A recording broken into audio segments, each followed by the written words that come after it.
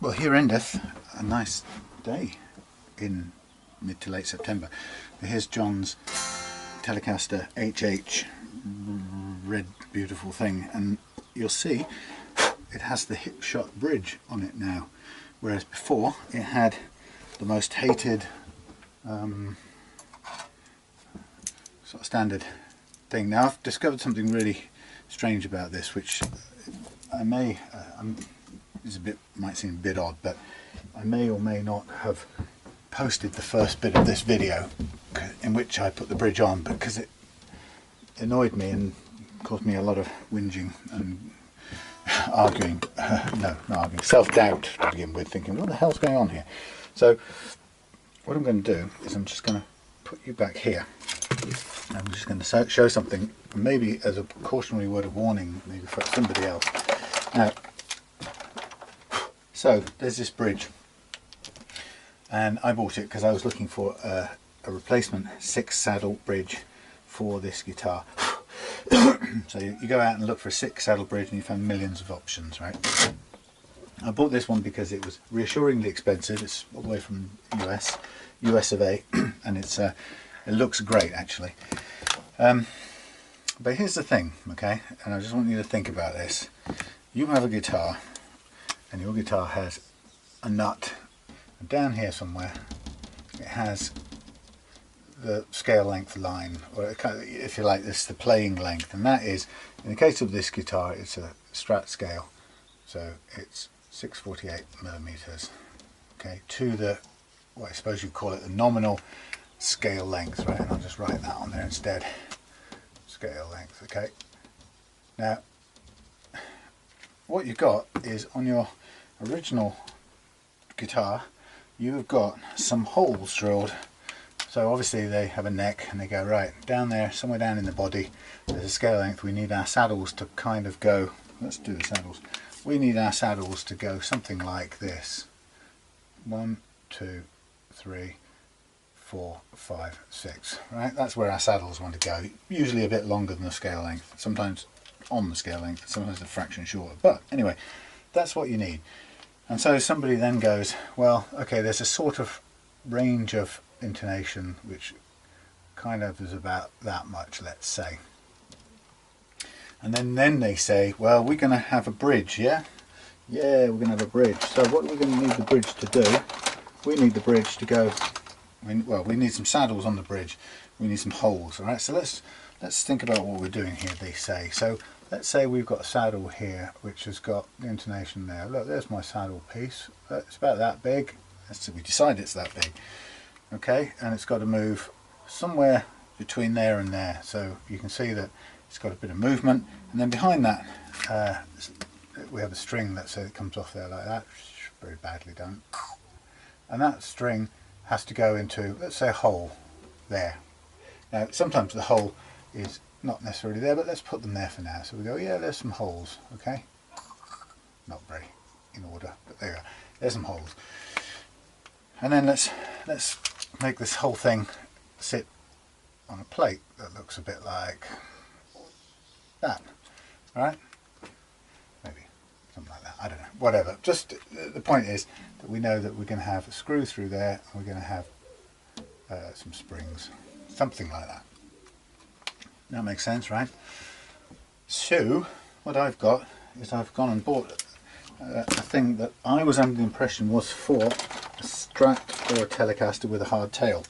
Now, right this second, I cannot, without going and doing loads of internet research, I can't tell you whether it was advertised as that or whether I just foolishly assumed that from looking or whatever. It's kind of not really important right now. But anyway, I bought a bridge which I thought would do the job, and I set about kind of lining up or checking out this new bridge. Now, obviously, the new bridge has 6 holes in it, right, which are those 6 holes, and the bridge then basically has to fit, the new bridge has to fit around those holes.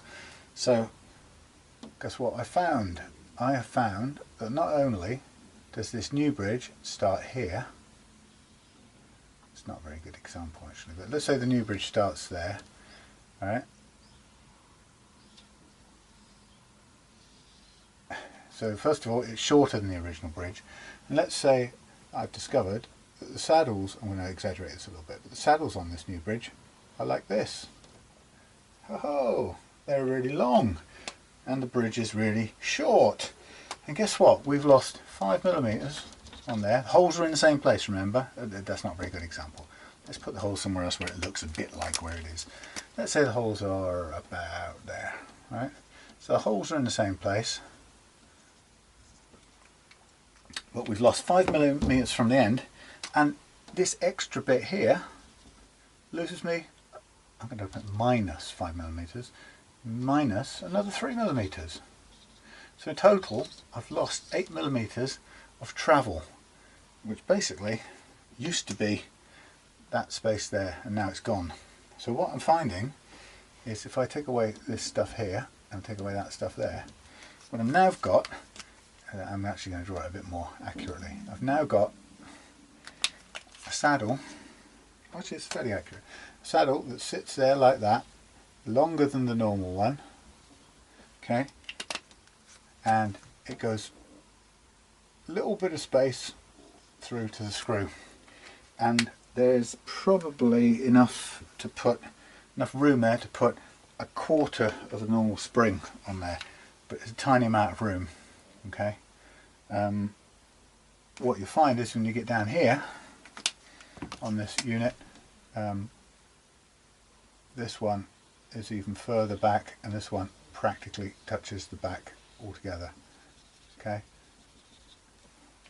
Of this. Oh, it's not even that, is it? Sorry, it's a shorter unit. Let's get the red working like it's supposed to be.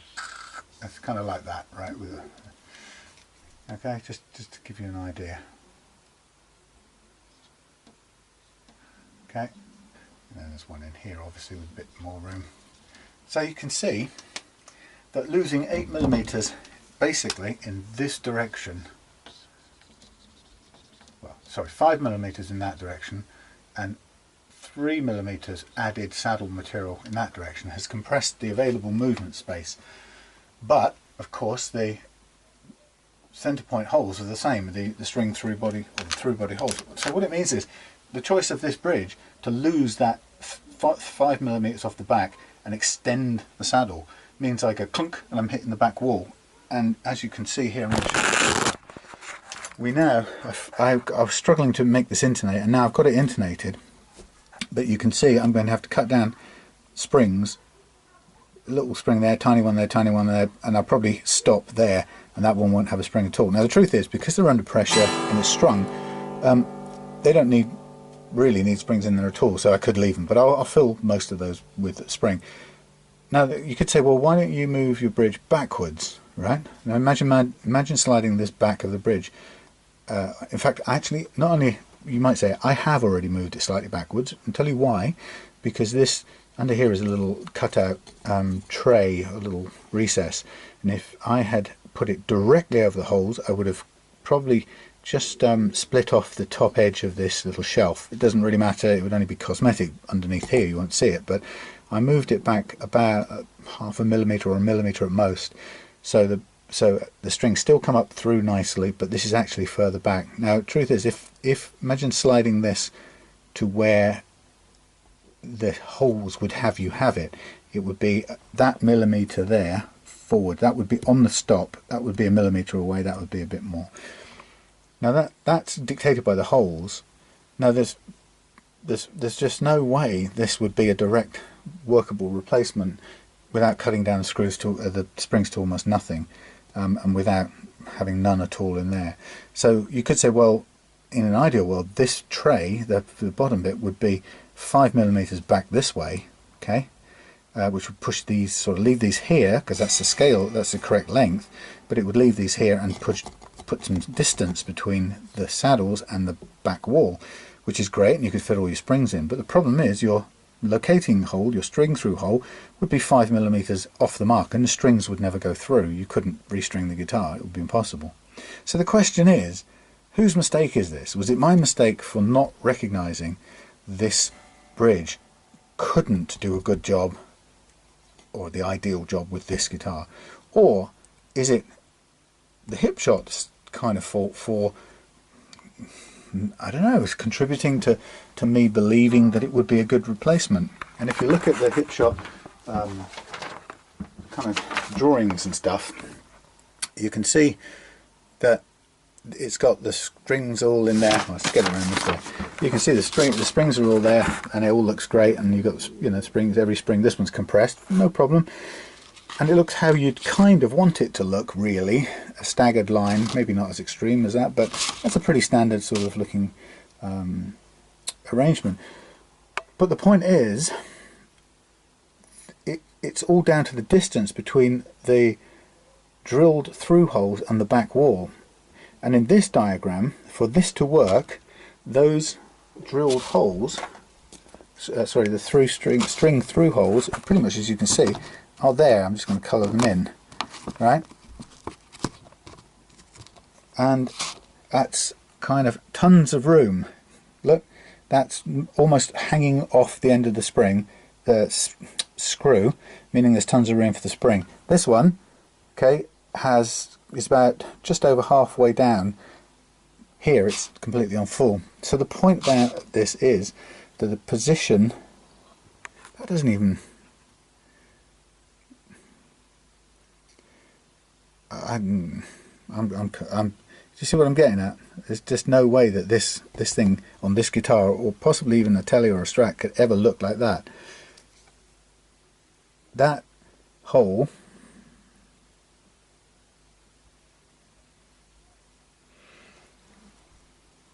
that locating hole, which they know because they've put it in there, that would push, if that locating hole, this is the point, if that locating hole were 5mm back on this guitar, that guitar could look like this. You get what I'm saying?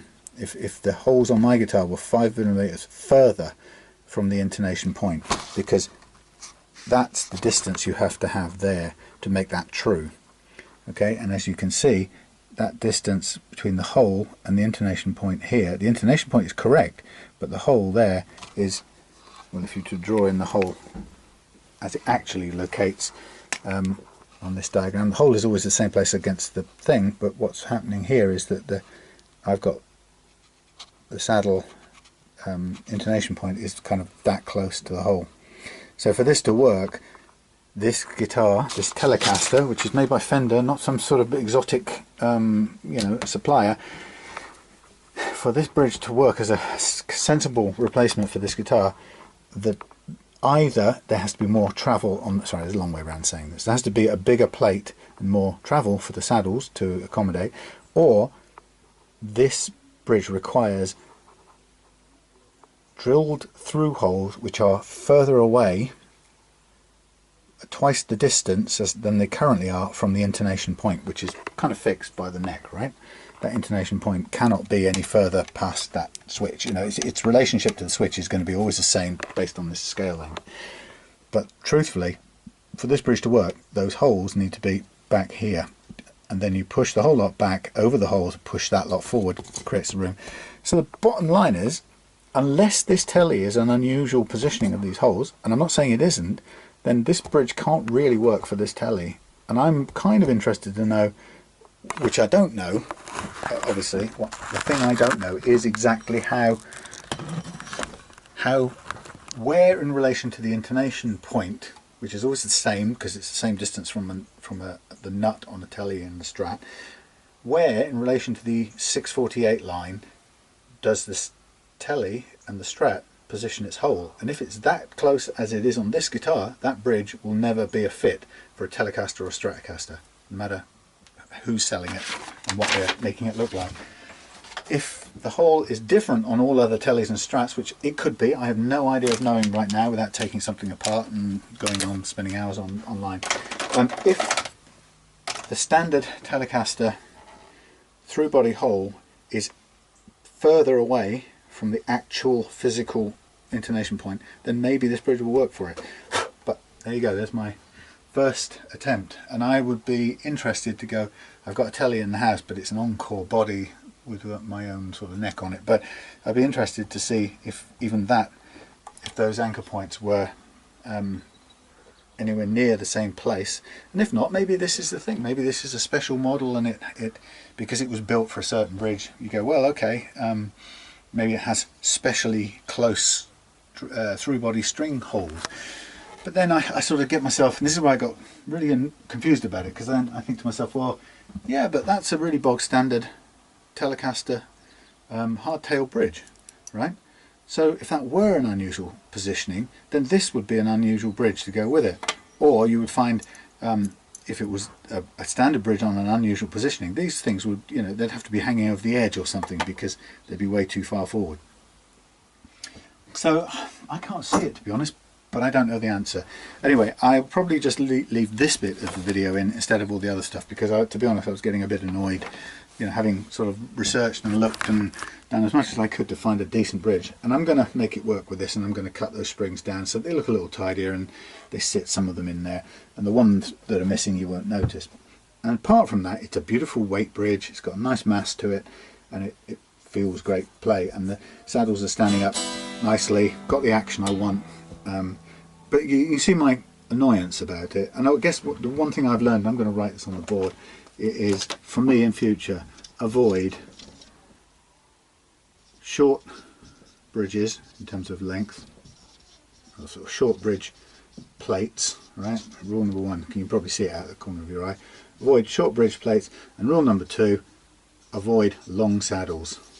They're just, all the long saddle does is looks cute, but it takes away from your intonation room, and if it's marginal already because you've got a short bridge plate, you haven't got a chance.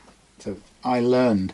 I hope JT kind of goes with my recommendation that we keep this and we make it work around it, and I just add those little bits of spring in there to make it look tidy. They're not functionally necessary. Anyway, annoyed, grr after all of that. So look what I've got. Let's get on with this thing. I've got this Telecaster here. The action of the first fret is absolutely spot on. I don't want to do anything to that. This never was a problem with the guitar. So what I'm going to do right now is I'm going to take these strings off, which are sacrificial fellas, and I'm going to just get onto the setup process with this, which will be all about making those buzzy frets at the top end play nicely. Ow, I've got a bad thumb and it's hurting. So yeah, we'll work with this bridge now, because I do think that it's the one that we should go with, rather than, we did sort of talk about, there's some options. We could send it back and just get into a bit of a whinge with hip shot and say, oh, hang on a minute, how come this doesn't work with a sort of, you know, a factory Telecaster? What's going on? In which case they say, well, we never claimed it did, and I may go back through the advertising and stuff and go, well, actually the truth is nothing on there says it's fit for any kind of Strat or Tele, but you sort of think it is if it's a 6-saddle hardtail bridge. But anyway, so it seems you know, to be fair, it is buyer beware, I guess. But you know, after all this is said and done, I might kind of write them a friendly email and suggest that there should be a kind of cautionary note, or they may benefit from putting a cautionary note on it regarding the importance of the positioning. I keep saying this, but it's not even that.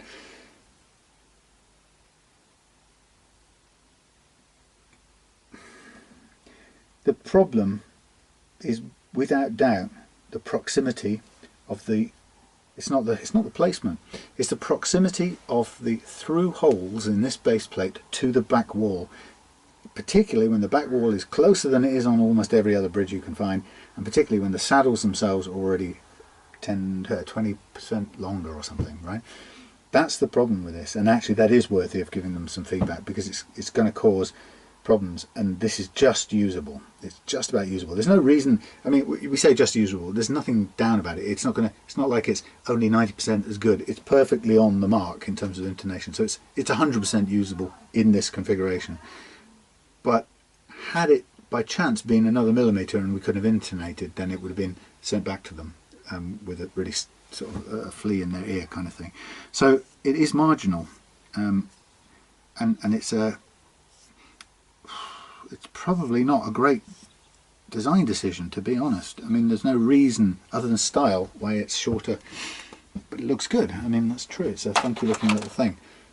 But you might say, well, you know, now what I did with it is I set it up first of all to mimic, foolish me, I set it up to just put the cells on and sort of just copied that, and then I tightened them up to do an intonation, found it was miles off, and then slacked it off and moved them back. But of course, in having done the first tensioning, I've now got lots of little footprints where I didn't need to have them if I'd kind of had a better idea that this would be so far back off the mark.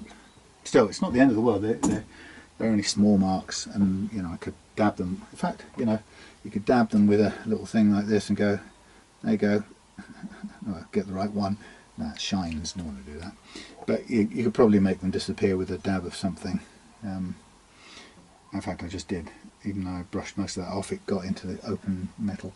Anyway, so yeah, you know, small details, but it does work now. It's just, it's too close to for comfort if it hadn't have done, and they would have had to replace it, or you know, they would have had me sending it back saying I can't use this.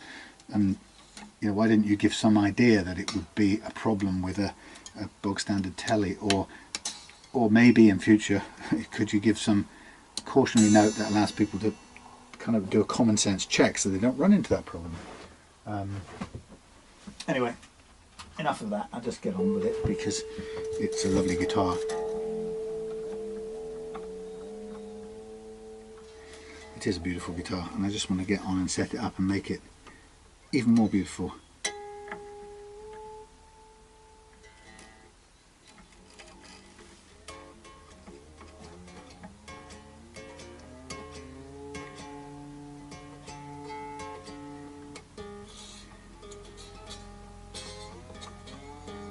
Oh.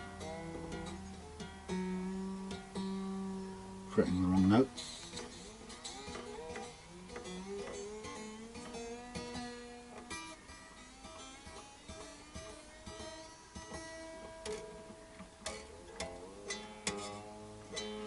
I'm definitely sold on these tusk things. I should use them more often. They really make that extra bit of difference over the metal butterfly string trees.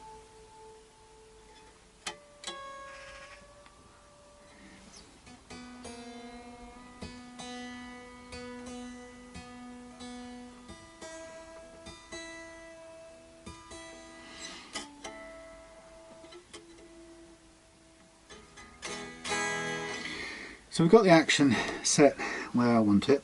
Did that a bit earlier on when I put these in place, and it's a nice looking spread. And again, really smooth, no worries there. In placing the bridge, I got the bridge perfectly central down the string, down the neck. I did a little bit of a sort of squeezed in this lug on this pickup a little bit, and sort of got a tiny bit better alignment of the pickups, but not ideal. I'm going to see once we got the strings back off again. I'm going to see if I can make any improvement on that, but it's hard to see if I can or not. But it's just a small detail that I know JT was bothered about, because it just looks a little bit off. Interestingly, it's if I just check the measurement, it's probably has the same pole to pole. I'll do it in mils, eh? Yeah, it's a 50mm spacing on the bridge, which is rare. You really need 52. So it's that difference there. So we can't do much about that. I don't know why. I think I can't remember if the pearly gates, which are these, come automatically in 250s, or whether if you buy a set, whether you have to specify a 50 and a 52 spacing. But that's why it's looking a little bit off the mark. Okay, so I'm going to just get on with the game now, and I'm going to use my more adjustable truss rod for this this thing, which is Bertie. No, I don't have names for them. Bertie the banana. And this one is starting out flat completely, and then we'll just add some curvature into it. Run out of hand tensioning there, but it's pretty much on the mark with just a twist by hand. So there we go. There we have the calibration correct. Had a few sort of people asking some various questions about this method on YouTube throughout the week. A couple of people, a popular question was, do you know have you seen or have you used the Erlewine, Dan Erlewine jig, which they have and he uses and sells at Stumac in the States? And I haven't seen it in the flesh. I know people who've made their own version of it and stuff. I've seen some people who've made their own version and so on. But cut a little bit, hardly any, bit more, not much, quite a bit. So interesting little spread of cuts already all the way along the neck, so it's telling me it's working. And I will just get me a plectrum to test it. So yeah, the jig was something that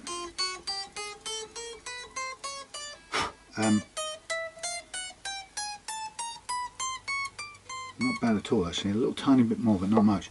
People sort of asking me, you know, a sort of comparison, because obviously they're interested in how I level frets using this, which is only the same, pretty much the same as that Katana tool, which gave me the idea or showed me how to do this in the first place, which for many reasons that I'm not going to reiterate, I couldn't end up using, despite actually wanting to begin with and having bought one. But you can fill in the rest with your own imagination.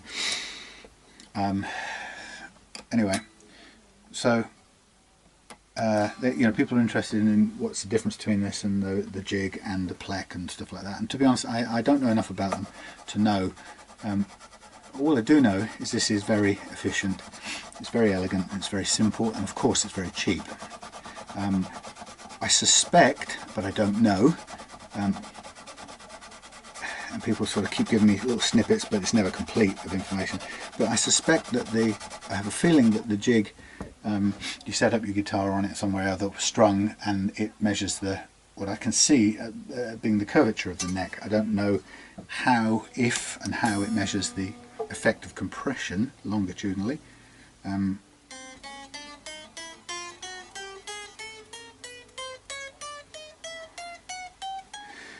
Off the cuff, I would suggest that would be kind of difficult to do. I don't know a device that would measure what's happening to the neck in this direction. Yes, you can see what's happening in curvature, just as this tool here can.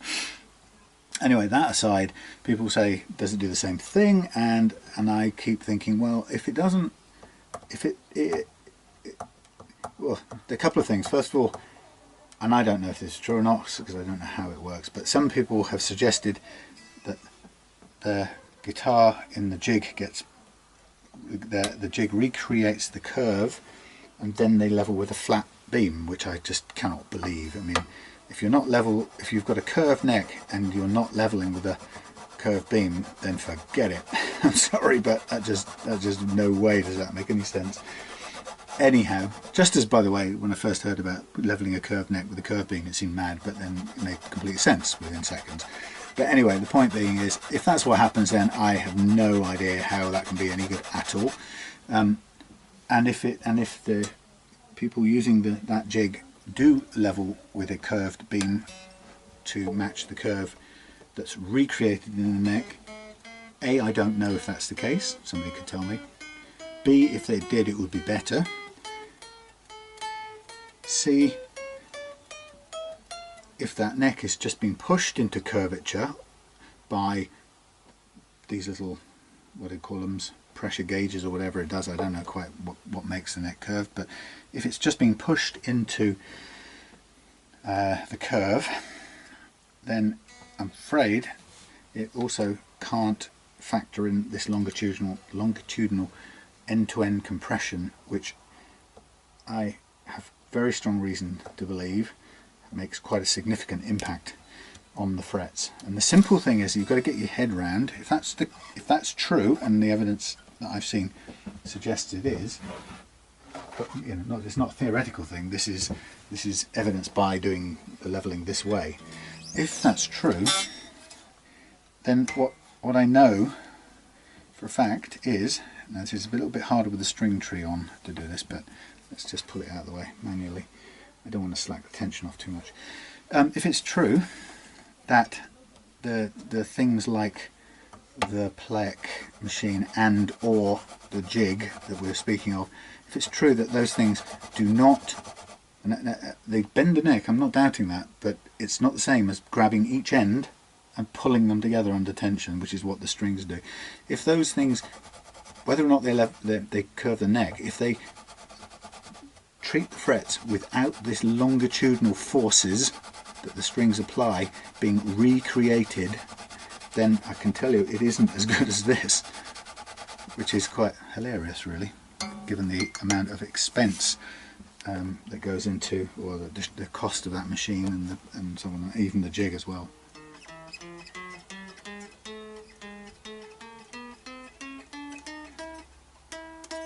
Tiny bit there and a tiny bit at the top.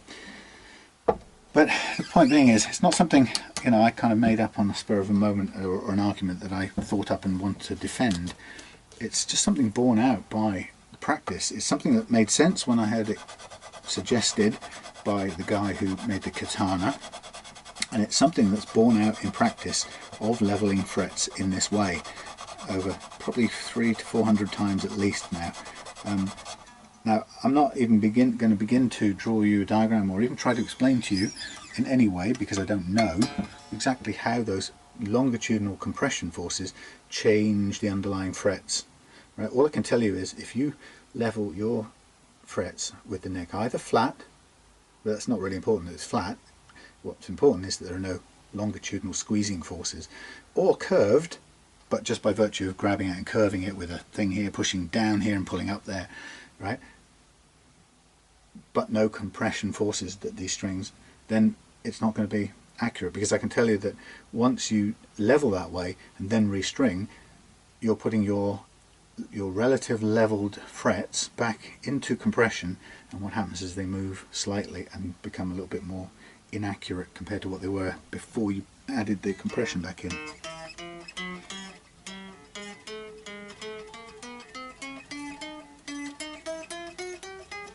A little tiny bit more, and that's all I know, and it's born out of inexperience, not inexperience, it's born out through experience. So I just find it fascinating, and I try not to get too obsessed by those other methods, because it just, you know, to be honest, you just find yourself drawn into arguments, and then you find yourself trying to justify things and prove things and show how things. What I know is that this method works very well for me. You can hear, you heard all of those notes free up in the space of time. If you want to rewind the video and hear it, you'll hear those notes free up, right? Like, hear that? I'm going to free that up and you'll be able to hear it with your own ears. So that's the proof of the pudding, and it's doing it this well because this thing is under compression as well as curvature. The curvature actually is irrelevant. The only reason that's a beautiful thing. The only reason I'm doing this curved is because I need the compression. I'm happy to do it flat. I started off doing it flat, and it's 95% better than not doing it at all. Or put another way, it's 100 times better than not doing it at all. 100 times better. When you don't do it at all, you just have a rack of uneven frets, and you're limited in how you can set your action. If you do it with the neck off and passively leveled, or passively flattened I should say, then actually what you're getting is a massive improvement. This kind of just adds the last bit of icing on the cake, which is why you can get really nice low actions with it. But the point is, I'm not really obsessed by curvature or flatness. They both, if you level flat with a flat tool, you'll get pretty level, relatively 100% level frets. That's not an issue. If you level with it curved, with a curved tool that matches a curve, it's the same. Bend your piece of paper, it's the same as doing it flat. You'll get 100% level frets. In both cases, if it's just flat or just curved, the minute you put the strings on, you'll reintroduce that compression, and what you achieved will be slightly undone. This is only curved because it's got the strings on and I set it up the way I want it. And the reason I set it up the way I want it is not for anything cleverer, other than I can then stop when I know it's reached the playing action that I want. So it's all completely logical, and there's no hocus pocus or mumbus jumbus or you know, defending a theory for the sake of it. It's purely practical. This works, and I've done it hundreds of times, and it works. And you'll hear it working again any second now. And you can see what it's doing. When you get a little bit of experience in it, you'll see exactly, it will confirm what you knew about the condition of the frets.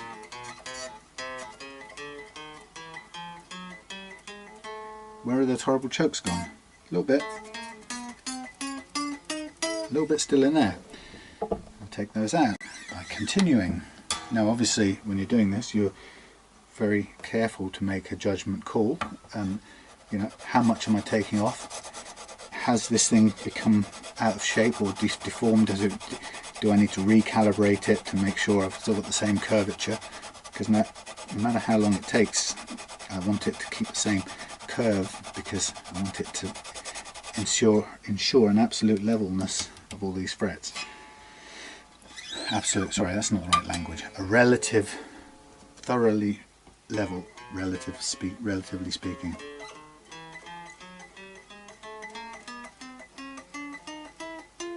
We are there. See?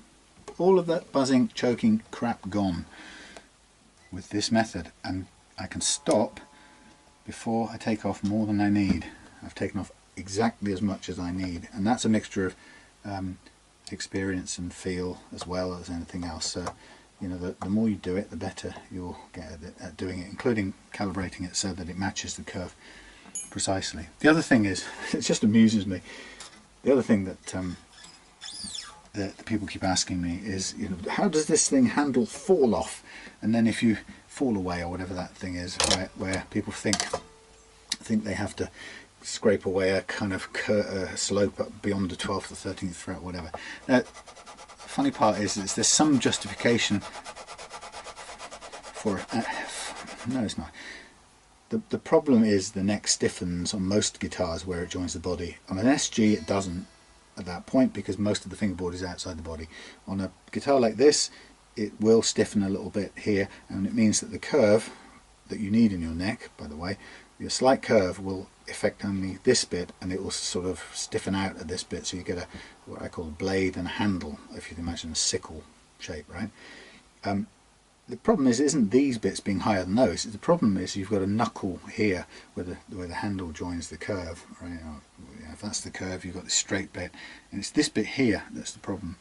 And the fall away thing that people try and do is quite a crude way of trying to overcome that basically design limitation of the guitar. And it's worse by far on set neck guitars, and probably worse of all on Gibson Les Pauls, because of basically the sheer thickness of the neck and the weight of the body that neck is then glued to on one side. So it's inherent with those, but this method does away with it. A little bit up there, but most of it's going away. This method does away with that glut, or that knuckly sort of screw up at that end, because what this thing does is it gently carves away, not at any hugely destructive fashion, but in a very gentle way. It imposes its curvature onto that little knuckly bit there, which actually isn't so big that it can't be gently undone and scooped out, if you like, by this tool here. And that's what's great about it, is so it doesn't kind of react in that sort of hysterical, let's scrape everything in a diagonal line backwards from the 13th fret just to ensure that nothing gets in the way of anything else. This thing does it in a much more delicate fashion. Now you can see quite a bit of material taken off here in order to get these frets level, but you could hear that when we played it, and I know for a fact that JT's he'll remember that kind of horrible buzzing. Now that's a little bit of fret slap actually caused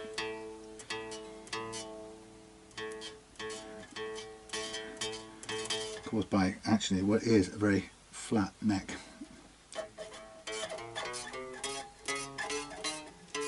You can make it hit it really hard, fret it slightly incautiously. So this one maybe just part of the problem on this is the flatness of the neck all over, because it doesn't give you much room for spinning strings. It seems to have been okay on the other strings up to this point, although of course the low E is a sort of thing unto itself. I'm just going to do a little bit more leveling, and then I may just take a measurement of that relief and may conclude, or we might just have to raise it up a tiny bit, but get this absolutely level, relatively speaking, before we do anything else. Again, gently using this, hardly any downward force, it's mostly the weight of the thing. And it does take off a fair bit when you have a fair bit of unevenness, but this should now be down to as level as it's going to get.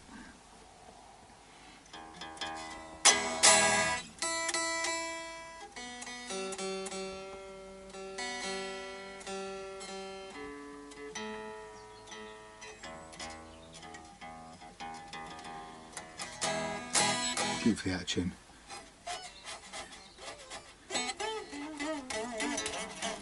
Let's just tune it for a second. You can hear it scraping on the freshly cut fret tops.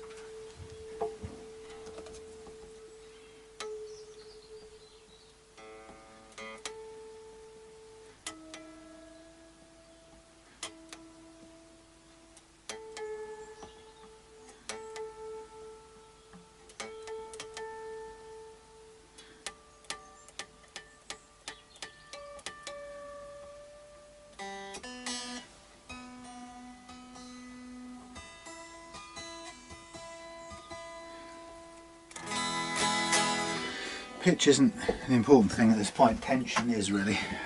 Just want it at playing tension.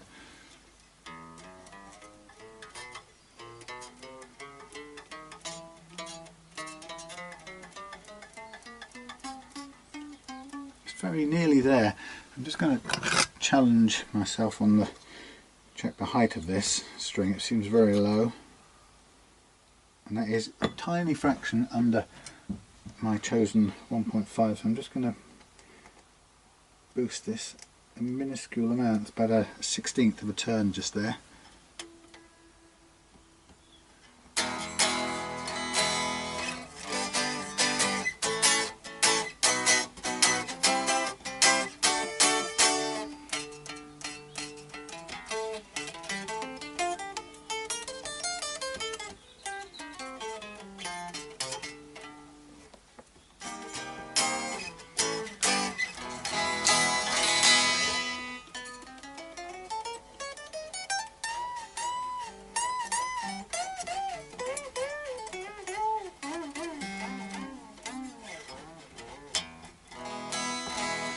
Okay, I'm going to stop leveling at that point because I know that I'm at the peak efficiency of leveling.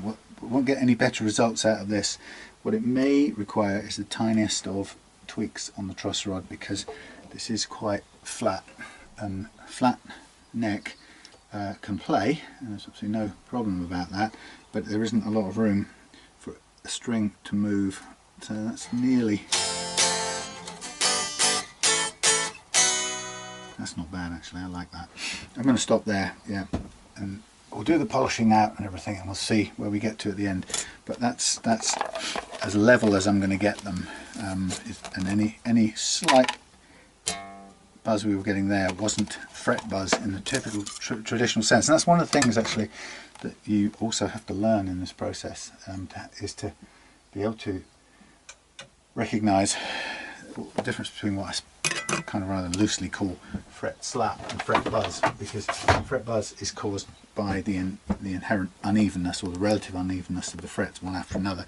Fret slap can sound like fret buzz, but it can be that zzz as the string hits frets along the way, and it's not because they're uneven, it's because they may be 100% even relative to each other, but it does that because the string has no rotation space, and that will increasingly happen the flatter you make the neck. I'll reiterate a point in case I don't think a particular person was referring to a video of mine on another video, and I won't say much more than that. But if they were, I'd say two things if they're watching this. First of all is no, I have never cut the cut slots into a bone nut on an acoustic guitar, or any kind of nut saddle, sorry, a saddle on an acoustic guitar. I'd hate to think the person made up having seen it in a video so they could talk at length about how terrible it was that somebody might do it. I certainly have never done it.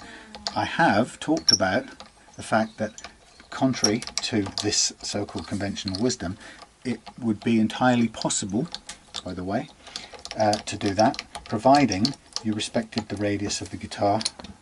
It might not be ideal, you might not want to do it, and it may be subject to as many kind of worries about string travelling through the gap or whatever. But actually, technically speaking, I have to say this, there is no technical coherent argument that says that wouldn't be okay to do, other than you want the firmer the point the string sits on, the better. You don't really want it sitting in a slot because you don't want its sides supported by anything. If you were in a slot, it would have to sit right on the bottom of the slot, absolutely cleanly, so that it transferred or had the best sustain possible. But the point is, okay, it's not, do I need these anymore? No, I don't. The point is if you had to and you had no other option, you could do it, and it's technically, you might not want to do it on a customer's guitar because they may get freaked out, but I just hate, I'm sure this person wasn't referring to anything I did or said, because I didn't actually ever do it. But anyway, as I say, I can't stand things being dogmatic just for the sake of it. So if that person was referring to my video, it would be a pretty sad thing to do, because that is a video of which they speak. I was only discussing the issue, so it's a kind of, it would be a complete lie to imagine or to tell you folks, other viewers, that this person had seen someone do it so they could then spend an hour on their video grandstanding and showing how clever they were not to do it. So I think that would be pretty sad to do that. But point is, from my position of iconoclasm, as in not bowing down to kind of sacred dogmas and so on, there isn't any reason why you couldn't achieve the effect you needed by doing it. People don't, it's not conventionally done, and slots in anything run the same problems at this end as they do at that end. But it isn't impossible to do it, and this argument about losing the radius, those of you who know how I set my heights, if you set the string height, if you cut slots here, if you wanted to, I'm not saying you should, if you wanted to on your bone saddle, if you cut slots there and you measured the same, or cut them until they measured the same height at this end off the last fret, you would recreate the radius, right? And it doesn't take a rocket scientist to know that, and I can show you that just by a simple drawing. Okay, let's see how we do it. Okay, there's our fret, right? How much? Let's say we did 1.5. Okay, 1.5. We cut until we reach 1.5 there. 1.5. We cut until that gap is 1.5 there. We cut until that gap is 1.5 there. Guess what we get? Without even using a radius guide, we use the fret, right? Which might be, what, let's call it 12 inch for fun, right? That's a 12-inch radius, right?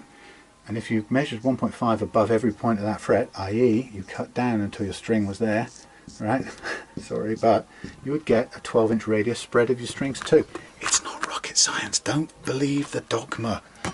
Don't just swallow it just because somebody once said. Sorry, but anyway, that annoyed me, because I have a sneaky feeling that person might have been referring to me, but making up some of it as well. There was another point in that. There was another aspect to that. Oh yes. Referred to, kind of had a laugh. I think at said this person also said you don't use the truss rod to adjust your action. Well, what an idiot! This commentator put, this other luthier put. And if you've ever watched any of my videos, you'll know that all I ever say is your truss rod is not first and foremost for setting your action. In fact, it's not for setting your action at all. That is not the same as saying it doesn't affect your action, which I say every time it does. And if you remember watching these videos, or have watched any of them in any depth, you'll see that every time I say that the truss rod adjustment has a secondary effect of raising or lowering the action, particularly in the middle, decreasing as you go away from the center. The point is you don't use it as a means to adjust your action. What you do is you reduce the height of the first fret action by cutting your slots correctly, and you use the saddles to reduce the height of your last fret action, and at the same time, by the way, simulate the correct radius that you want by following the actual fret. But the point is, you do not approach your truss rod going, I need to change the playing action. I see so many people say it's a secondary effect. It's like flying, you know, the drag is a secondary effect of whatever, and yaw is a secondary effect of drag, and you know, you got to know the difference between secondary and primary effects. Primary effect is something you do for that purpose. I need to lower the action. Right. Primary effect of cutting your slots down is the action at this end decreases. Primary effect of dialing down your saddles at this end is your playing action at the last fret decreases. That's a primary effect. You go there to do that. Right. Primary effect of bending your truss rod is to flatten or straighten your neck. Why the hell do you do that? You do that to give the strings some or no room, as little or as much as you want, to swing in the middle of their travel, or the center point of their travel, right? When might you need to do it? Well, because you might end up with too much. Okay, why do you get too much? Because you've put strings on and the pull of the strings is bending the neck.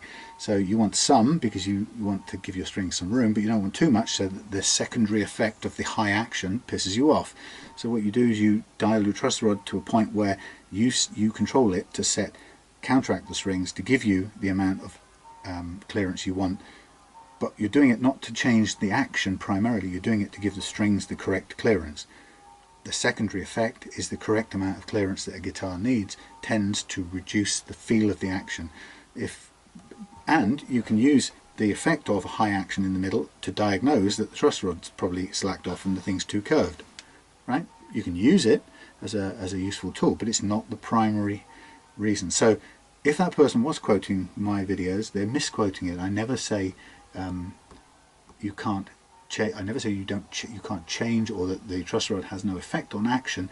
You quote me correctly. You will say that I always say that the truss rod, its primary effect or purpose is not to set your playing action, and I stand by that a million times. Anyone who extrapolates from that or misinterprets that, they think I'm saying that it doesn't have any effect on your action, is just looking to big themselves up and look great in a fight, an argument where there's no argument. So I just thought I'd say that in case anyone was watching this video who'd seen that other rather unfortunate bit of grandstanding. I hate that sort of stuff. It's just pointless, and it's missing. I wouldn't mind if it was a genuine straight up disagreement that people could disagree on and have an adult conversation about the evidence behind one thing and for one thing and behind another. But when it's sneaky, and I don't know it was referring to my video, but to the two things which were mentioned are things that I talk about. But to be deliberately misquoted and seized on for a sort of, just as a way of means to try and big yourself up, I just hate that kind of thing. It makes for all the misery on YouTube, frankly. So don't do it again. Anyway. Rant. Okay, so here we are. We're ready to round off the nicely leveled frets with this beautiful method. And they are quite jumbo-ish, so I'm going to use my jumbo thing. And then I'm going to stop and take a trip down to the old supermarket. But I'll just do this bit first. So this tool, nice tool, one of StewMac's great quality tools. People say about StewMac, they often say that they're really expensive, or and you can find some of their stuff in other suppliers cheaper, but what I have heard about StewMac, and which is why I paid the extra top dollar for these things, is I've heard great things about their customer service, and to me that will, when something is as important as this to what you do every day, then actually the good customer service is as important as the price you pay for it, and so or it becomes more important than low price. I would rather have peace of mind and a bunch of good guys at the other end who will, I don't know, replace something that's faulty or that I don't even feel satisfied with for whatever reason, without creating a big bad taste. And I think that's just such a great thing, and I'll spend more money there than I will at somewhere that just makes it really difficult or treats you like a fool or an idiot if you're not happy with something that they're selling or the product they've made. So good on StewMac, and long may I continue buying stuff from them. There are occasions when something is just I can't afford it, and I'll source a lower quality or a lower price one from somewhere else, and it may well at times be a false economy. You may end up paying again at some point down the line. That's not, I kind of know that, it's not like something that takes you by surprise. Okay, so I've rounded off these frets. I did say earlier on that once I've done all this, I'm going to take the tuners off and clean up under here, because you get a really nice brand new sort of finish out of it for a few minutes extra work. It's a nice touch. This nut, it isn't the best thing in the world, but it's absolutely perfect, and it hasn't been catching the strings. I mean, it's not bone, but it's black plastic. It fits the look of the guitar. I always go on the basis that unless there's a reason for changing it, then don't. One of the reasons why it works perfectly, so there's a pretty good reason not to change it. There isn't anything better or worse that's going to happen by knocking this nut off and putting a bone one. I could honestly do you a dozen back-to-back tests, and I really challenge you to correctly identify which had a bone nut and which didn't. I don't think it's ever going to be that straightforward. But this one's got the finish over here is nice. It's already been lacquered over. It's part of the unit, and knock it all off, we just get we probably get a crunched off bit of lacquer and so on, and it just gets a bit ugly. That would be a different consideration if this wasn't working well, or if it was binding, or if it didn't hold the strings at the right height. But as it stands, this is absolutely perfect. So it fits the look, it works, and I'm not going to mess with it if it ain't broke, to use the simple kind of truism, or common sense I would say, wisdom. Anyhow,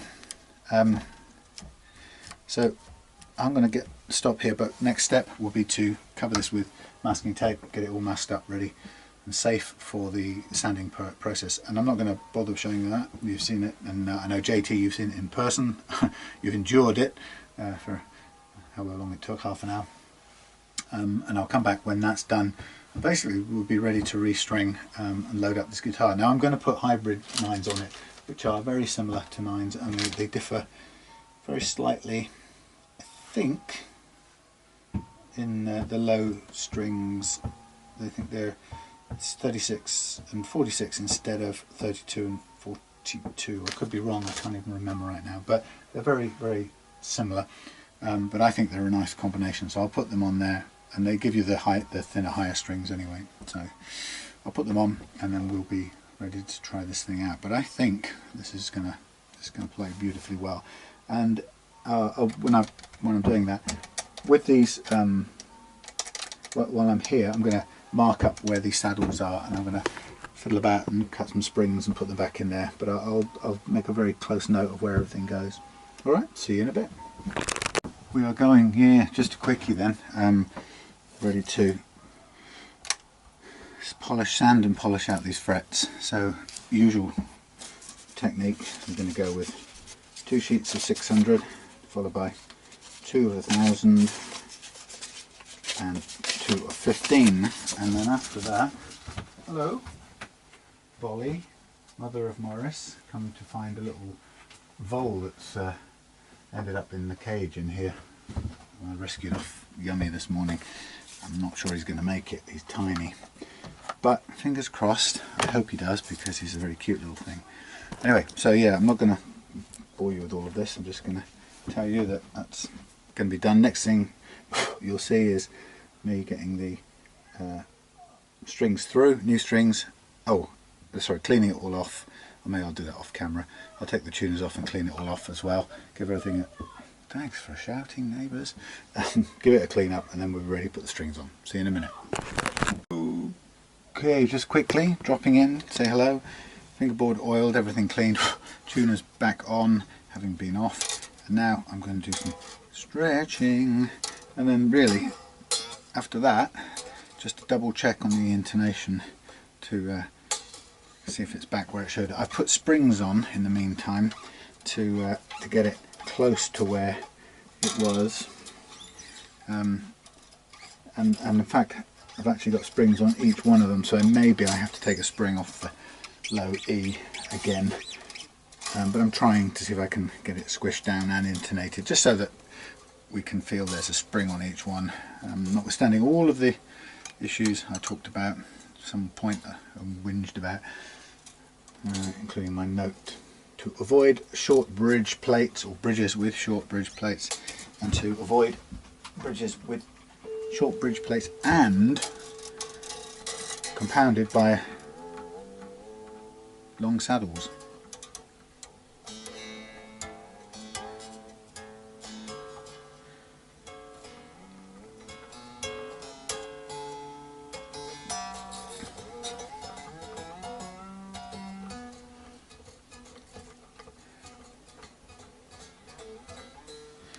Just straighten out that.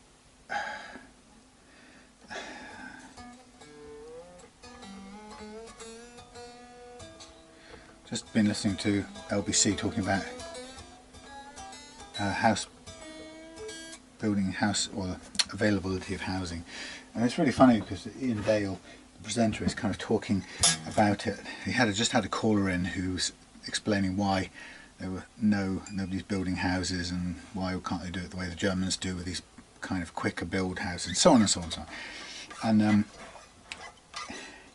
he also, this caller also talked about how basically the housing shortage now is the result of kind of deliberate greed inspired policies to sell council houses. And when they were originally proposed, apparently the promise was made, for every one we sell into private ownership we'll build 2 more, and of course that never happened, and it probably hasn't even got anywhere close to 100th of that. Hence the crisis.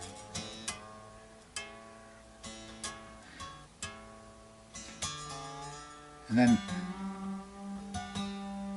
a property developer from London rang in and said it was impossible to build houses quickly and who would pay for it, and basically just made a big long argument for keeping things the status quo as it was. And I think it's just astonishing that nobody says is the people who own the assets at the moment always want it to be a shortage of housing, right? They need it to be. Once they're on the ladder, once they have assets or several assets, i.e. property developers or even just homeowners, as soon as people become homeowners, thanks to whatever policy that allows them to, ill-guided, ill-advised policy, but as soon as people become either single house owners or worse, multiple business owners, property developers and so on, as soon as they have the assets, right, those people with the assets obviously want it to be a seller's market, right? They don't want prices low, they want prices high so that they can realise the biggest possible returns on whatever they consider their investment to be. So they want a seller's market, not a buyer's market. And as a result, if you think about it, the one thing that supports a seller's market is shortage.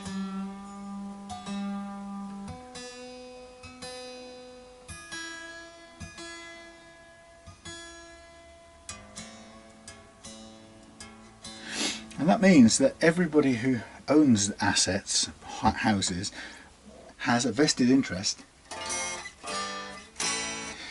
in property being in short supply, which is why nobody who owns property or buys property ever really seriously complains that the promise of 2-for-1 replacement of social housing was never kept, even vaguely kept, nor do they ever complain that every property developer who gains permission to develop on a certain area of land in under return for a sworn promise to develop affordable housing component within that property, and then declares it impossible and holds the local area council to ransom until they finally allow them to build it without or with a significantly reduced social housing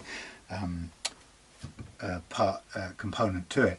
Nobody complains about those. Nobody who has assets in housing complains about that.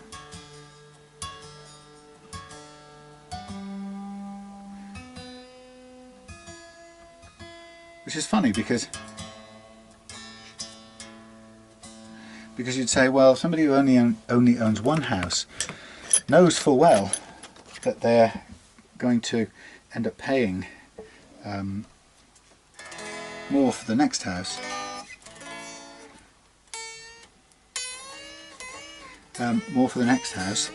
when they buy it. So the truth is, for the individual homeowner, in a way, if they have to buy again, there isn't really any serious what's the word, asset, yeah, you know, there isn't any serious equity in it, which is quite ridiculous. But they still behave as though they want the prices to continue to go up, which is kind of bizarre. But it's not bizarre in another way, where if they have access to that money, then actually they can release it and buy food with it, instead of let's say, for example, buying another house, which of course they know they can't do.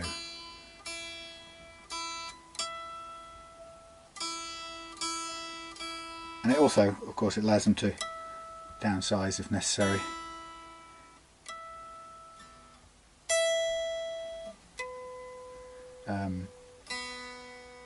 This just seems to me incredibly simple. The owners of houses don't want a buyer's market. And to retain the scale of your investment, or to keep your investment being what you paid for it, or more than what you paid for it, you need the house prices to continually rise. And the only thing that drives the increase in house prices is scarcity. Well, the thing that keeps anything in the market economy high priced is scarcity. That'll do. I'm intonated. I'm happy with that. Okay, sorry about that little rant, but it just strikes me as astonishing. JT, we are done. Oiled, restrung, cleaned, tuners off, bridge assembled. Pickup actually moved a bit, as far as I can get it to move. It isn't perfect, but it's not really solvable by moving it around inside the route without digging holes in the routing, the wall of the routing, and even then there's no guarantee it would move anywhere. The only other way to do it is to move the actual holes a millimetre across, and I don't want to run the risk of exposing any screw holes and whatever. My thing is on the thing, sorry. Off. But there we have it, the Telecaster HH, beautiful thing. I'm going to give it some playing indoors and make sure it's all good. Also going to raise up the pickups here a little bit to sort of balance them, because they're quite low at the moment. Obviously that was because I've just taken them out and put them back in a few times over, so we'll give them back some punch. There we have it. Sort of about right. Yeah. There it is. Okay, done.